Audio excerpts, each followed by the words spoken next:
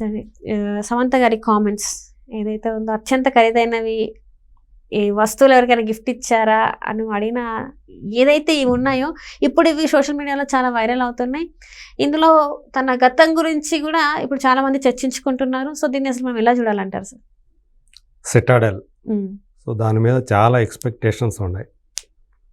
Amazon ఏదైతే ప్రియాంక చోప్రాకి బాగా పేరు తీసుకొచ్చినటువంటి వెబ్ సిరీస్ ఏదైతే ఉందో దాని ఇండియన్ వెర్షన్. సో ఆ ఇండియన్ వెర్షన్లో యాక్చువల్గా ప్రియాంక చోప్రా ఇండియనే, తెలుగు ప్రేక్షకులకు కూడా బాగా తెలిసిన ఆమె. తెలుగు ప్రేక్షకులని కాదు, మొత్తం దేశవ్యాప్తంగా ఒకప్పుడు లీడింగ్ హీరోయిన్ ఆమె. సో తర్వాత ఆమె అక్కడ హాలీవుడ్కి వెళ్ళిపోయింది, అక్కడే సెటిల్ అయిపోయింది అనుకోండి. అతను పెళ్లి చేసుకొని నిక్ జోనస్ చేసుకొని అక్కడ సెటిల్ అయిపోయింది. అక్కడే చాలా సినిమాలు చేస్తూ ఉంది, వెబ్ సిరీస్లు చేస్తూ ఉంది. ఇండియన్ వెర్షన్కి వచ్చేటప్పటికి ఎందుకనో మరి వేరే హీరోయిన్ ఆమె ప్లేస్లో తీసుకోవాలని చెప్పేసి ఆలోచించారు రాజధాని డీకే ప్రొడ్యూసర్స్గా. సో ఈమెని సమంత ద ఫ్యామిలీ మ్యాన్ 2లో ఏర్పడినటువంటి ఆ బాండింగ్ వల్ల ఆమెనే దానికి ఎంచుకున్నారు. అమెజాన్ ప్రైమ్లో రిలీజ్ అయినప్పుడు ఫస్ట్ మాత్రం మొదటి ఒక వారం దానికి టాప్లోనే ఉంది. అది ఉంది కానీ వాళ్ళు ఎక్స్పెక్ట్ చేసినటువంటి ఆదరణ జనం నుంచి రాలేదు. రెండో వారానికి వచ్చేటప్పటికి డల్ అయిపోయింది అసలు మొత్తానికే. సో ఏదైతే సిటాడెల్ తోటి మళ్ళీ సమంత పేరు మారిమోగిపోతుందని చెప్పేసి ఎక్స్పెక్ట్ చేసిన ఆమె అభిమానులందరూ కూడా నిరాశకు గురయ్యే విధంగా దాని రిజల్ట్ వచ్చింది, వ్యూవర్షిప్ అనేది వచ్చింది. దానికి రకరకాల కారణాలు ఉంటాయి. మనకు తెలుసు వరుణ్ ధావన్ ఈమె ఇద్దరు కూడా పేరుగా చేశారు, అంటే విడిపోతారు. ఈమె దగ్గర పాప ఈమె పెంచుకుంటూ ఉంటుంది, తను ఇంకొక రిలేషన్షిప్లోకి వెళ్తాడు. యాక్చువల్ ఒరిజినల్ వెర్షన్లో అయితే అది చూపించాడు. ఇక్కడ ఇండియన్ వెర్షన్కి వచ్చేటప్పటికి అతను వేరే వాళ్ళ రిలేషన్షిప్లో వెళ్ళింది ఏదో నామమాత్రంగా మాత్రం ఒకే ఒక్క సీన్ తోటి ముగించేశారు. ఇంకా అది ఎక్స్టెండ్ చేయాల ఎందుకునో ఇండియన్ వెర్షన్కి వచ్చేటప్పటికి. కాకపోతే ఇక్కడ సిటాడెల్కి సంబంధించి ఆ ఎమోషనల్ కనెక్టివిటీ అనేది ఆడియన్స్లో పెద్దగా లేకుండా పోయింది అనేది మొట్టమొదటి ఫిర్యాదు.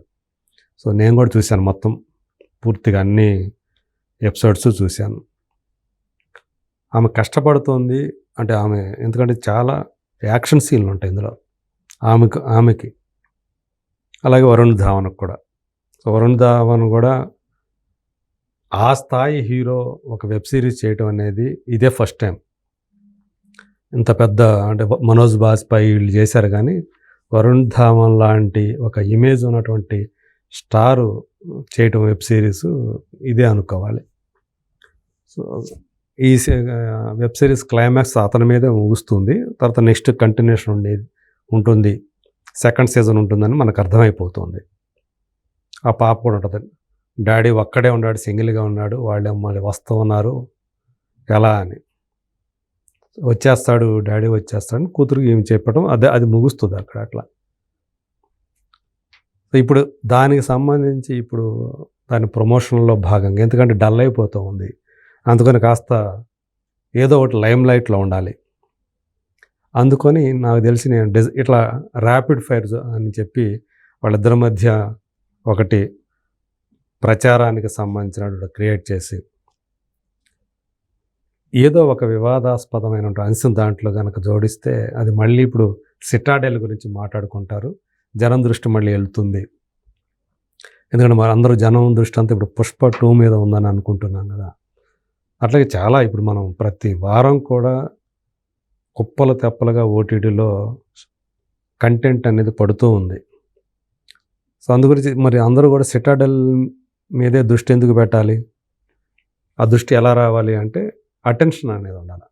అందుగురించి ఇప్పుడు అటెన్షన్ ఏం జరిగింది, ఆ ర్యాపిడ్ ఫైర్ నీ మోస్ట్ రిడిక్యులస్ ఎక్స్పెన్స్ నీ లైఫ్లో ఏది అని చెప్పేసి వరుణ్ ధావన్ అడిగితే, నా ఎక్స్కి నేను ఇచ్చినటువంటి ఎక్స్పెన్సివ్ గిఫ్ట్లు అని చెప్పేసి ఆమె చెప్పింది.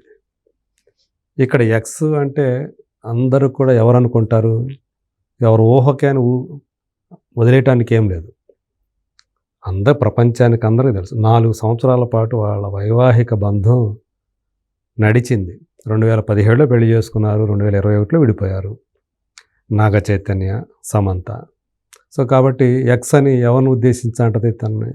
గతంలో నాగ చైతన్య కంటే ముందు ఆమెకి వేరే బంధాలు ఉన్నాయి అని చెప్పేసి మీడియాలో వచ్చినప్పటికీ కూడా ఆమె ఎప్పుడూ కూడా ముందని నేను కమిట్ అవ్వాల. ఆమె కమిట్ అయ్యింది నాగ చైతన్యకే. పెళ్ళికి ముందే ఒక పెద్ద కుటుంబానికి, తెలుగు సినిమా ఇండస్ట్రీకి సంబంధించిన ఒక పెద్ద కుటుంబానికి చెందిన హీరో, నేను కూడా వర్క్ చేశాను ఆయనతోటి, ఆయనతో నా పెళ్ళి కాబోతుంది అని ఆమె మొట్టమొదటిగా ప్రపంచానికి తెలియజేసింది ఒక సినిమా ప్రమోషన్లో భాగంగా ఇచ్చిన ఇంటర్వ్యూలో. అది ఫేస్ టు ఫేస్ ఏం కాదు. సో మీడియా అంతా కూడా, ప్రింట్ మీడియా, వెబ్ మీడియా అంతా కూడా అటెండ్ అయిన దాంట్లో అప్పుడు ఆమె ఏదైతే ఫస్ట్ టైం చెప్పిందో అప్పుడు నేను కూడా ఒక మీడియా పర్సన్గా ఆ ఇంటర్వ్యూకి అటెండ్ అయినవాడిని. అలా ఆమె చెప్పింది ఓపెన్ అయింది దాని గురించే. ఆ తర్వాత పెళ్లి చేసుకున్నారు, ఏవో కారణాల వల్ల విడిపోయారు. ఎందుకు విడిపోతున్నాం అనేది ఇద్దరు కూడా చెప్పాల, కారణాలు ఏం చెప్పాల. సో ఇప్పుడు నేను ఇచ్చినటువంటి ఖరీదైన గిఫ్ట్లే మోస్ట్ రిడిక్యులస్ ఎక్స్పెన్స్ అంటే తెలివి తక్కువగా నేను ఇచ్చినటువంటి ఖర్చు పెట్టినటువంటి గిఫ్ట్లు అని చెప్పేసి ఆమె చెప్పటం. సో అంటే నాగ చైతన్యకి ఇచ్చింది అంత ఖరీదైన గిఫ్ట్లు. నాగ చైతన్య ఏమన్నా పేదవాడా? ఆయన కొన్ని 100 కోట్ల వారసుడు ఆయన ఆస్తులకి. సో అయినప్పటికీ కూడా అలా చెప్పడం అనేది అటెన్షన్ కోసమే అనుకుంటున్నాను నేను. అట్లా అంటారు అసలు. సిటాడెల్కి ప్రమోషన్ కావాలి. ఎందుకంటే ఆమె ఇప్పుడు ఒక బంధంలోంచి బయటకు వచ్చేసింది. ఆమె సింగిల్గా ఉంటుంది, తనకి కెరీర్ కావాలి. ఆ కెరీర్ కావాలంటే ఇప్పుడు సిటాడెల్ మీద చాలా ఆశలు పెట్టుకున్నారు ఆమె, కానీ ఊహించిన రీతిలో దానికి ఆదరణ లభించడం లేదు అని వినిపిస్తున్నటువంటి మాట. దానివల్లే మళ్ళీ సిటాడెల్ వైపు అందరి దృష్టి మళ్లించి అది చూసేలాగా దానికి ప్రచారం కావాలంటే ఒక వివాదాస్పదమైన అంశాన్ని తెర మీదకి తీసుకురావాలి అనే అందులో భాగంగానే ఇప్పుడు ఆమె ఆ మాట మాట్లాడింది అని కొంతమంది విశ్లేషకులు తమ అభిప్రాయాన్ని వ్యక్తం చేస్తున్నారు. దాన్ని మనం పూర్తిగా కొట్టిపారవేయటానికి కూడా లేదు. ఇప్పుడు ఏదైనా సరే ఒక సినిమా మనకెందుకు, సినిమా రిలీజ్ అవుతుంది, సాయంత్రానికో లేదా మరుసటి రోజు పొద్దున్ననో సక్సెస్ మీట్లు పెట్టేస్తారు. అది సక్సెస్ అయిందో లేదో కూడా తెలియకుండా. కొంతమంది ఏంటంటే అటెన్షన్ కోసం అది సక్సెస్ అయిందని చెప్పడంలో, ఓ బాగుందంటే ఇటు సక్సెస్ అని చెప్పాడు కాబట్టి మనం సినిమా చూడొచ్చు అనే అభిప్రాయాన్ని జనంలోకి ఒక పాజిటివ్ నోట్ను వదలటం కోసం పెడుతుంటారు అవి. సో అట్లానే ఇప్పుడు డల్ అయినప్పుడల్లా ఒక ఇంటర్వ్యూ పెడతారు. ఓకే. సాధారణ ఏ సినిమాలైనా కూడా వారం తర్వాత పడిపోతుంది. కలెక్షన్ ఇంకా రావాలి, వస్తేనే కలెక్షన్స్ వస్తేనే సినిమాకి డిస్ట్రిబ్యూటర్కి డబ్బులు కనపడతాయి. అందుకని మళ్ళీ ఆ సినిమా గురించినటువంటి ఏదో ఒక అంశం ప్రచారంలోకి రావాలంటే మెయిన్ ఆ సినిమా పనిచేసిన వాళ్ళు ఇంటర్వ్యూలు ఇస్తారు. ఇవన్నీ ప్రచారం కోసమే. అట్లానే ఇప్పుడు అది రిలీజ్ అయిన ఇన్ని రోజుల తర్వాత ఇప్పుడు మళ్ళీ ఇది పెట్టారంటే, ఇంటర్వ్యూ పెట్టేటటువంటి సిటాడెల్కి సంబంధించి అటెన్షన్ కోసమే. సో అందులో ఒక కాంట్రవర్సీ అంశం కూడా ఉంటే మరింత అటెన్షన్ లభిస్తుంది. సో అందులో భాగంగానే ఆయన ఆ ప్రశ్న వేస్తే ఈమె ఈ సమాధానం చెప్పింది.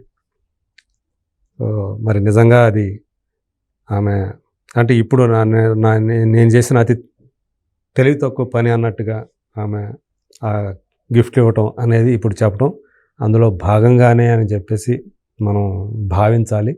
అంతకుమించి పెద్దగా దానికి వేరే అర్థాలు తీయాల్సిన కూడా పని లేదు. Right. Thank you so much. Thank you.